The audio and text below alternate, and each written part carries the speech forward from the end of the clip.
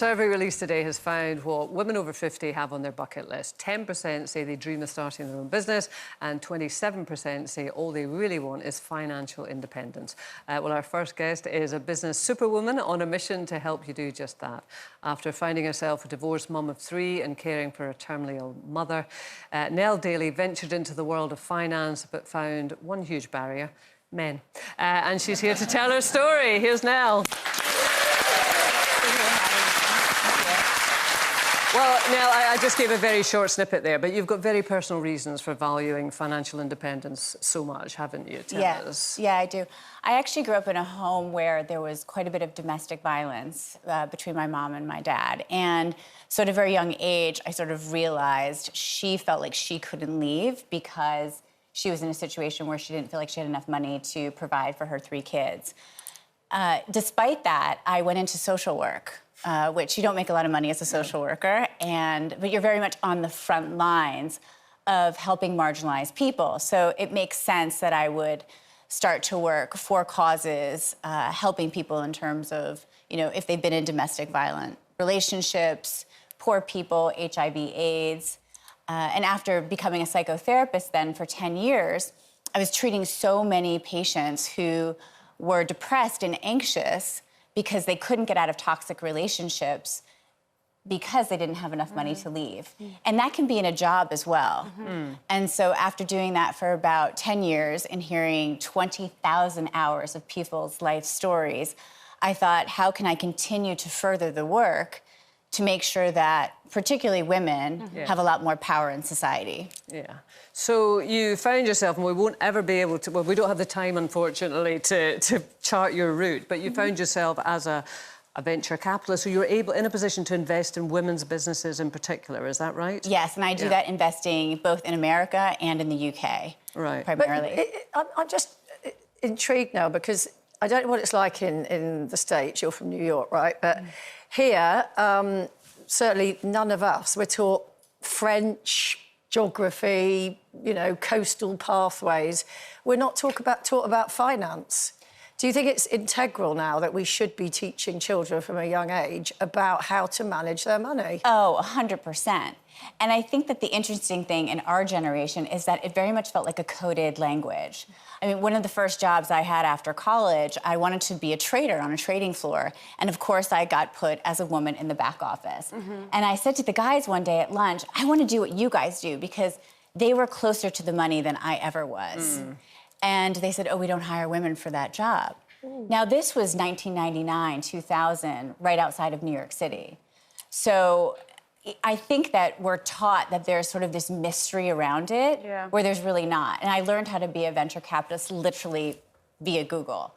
And now with ChatGPT, I think I could have sped up my career about 3 more years if I had had that access. Why do you think the finance world is such a boys' club? Why do you think that women are kind of made to feel like they are out of place there? I think because it's very effective, right? If we don't have money, we don't have power. Right? It's very convenient for women to be in situations where they can't stand up for themselves, where they can't run as politicians, where they can't leave relationships that are functioning very well for men mostly, but not for those women. So I think the system is designed inherently to keep us out. I think it's changing in the younger generations. More women are, going into technology. They're going into studying economics. And I'm certainly on a mission to make sure that more women go into venture capital, private equity, investment banking, because we need women at the table who are making those decisions. I think your point is so interesting. The work you do is so important, because I think while sort of the Gen Z and Alpha Gen, or what they're called, like there's a split. I think there is a side, like you say, that are taking power over their own lives and they're learning about finance and they're making sure they have those options. There's another side, I think, that they're being glamorised, a life of being a stay-at-home partner or being a trad wife, they call it on TikTok. And you see one very dimensional kind of version of that on social media. What do you say to kind of young women that idolize that kind of outlook in life? It's a very complicated constellation of events, right? That you have sort of the trad wife movement. Then you also have a movement where a lot of young women say, I want to protect my peace, right? So in the statistics in the United States, by the year 2030, between the ages of 25 and 44, 44% of women are going to be childless and single in the United States. At the exact same time in 2030, they're estimating that $30 trillion are going to be inherited to that generation via the baby boomers. So I don't know about you guys, but when I hear those statistics put together, I hear a little bit of a stampede coming, right? Where we're starting to get the crew together, where women are going to have, we already know how much economic power they have in terms of consumer buying. We're going to have even more power in society when you have women who aren't deciding to have children and they're not married. What do? They work and they spend their money. And they make money. So the message to young women is join the stampede, don't be crushed by it. I think given the political climate, the geopolitical climate around the world, I don't know about you guys, but I feel like there'd be a lot less violence in this world if women were running it. And so I'm all for, right? I'm all for making sure that women have access to do basically what Elon Musk has done, which is take a lot of money and support political candidates that he believes in. You said it is tougher for women and eventually they'll not have children and they'll work. Do you find it's much more difficult when you do have children to go into business? Or that world, is it more resistant? Yeah, of course. I have to be honest with you. When I first decided to leave social work and become a venture capitalist, I worked with a group of people, and for 6 months, and this was during COVID, so you can imagine the kids were home all the time. For 6 months, those men didn't even know I had children.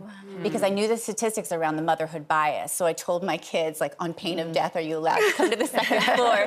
And I worked in the third floor attic, and I was on the phone all day. And I never let them know that I had children. And it's controlled chaos when you're a mom and you're working. Because men don't have children, do they? No.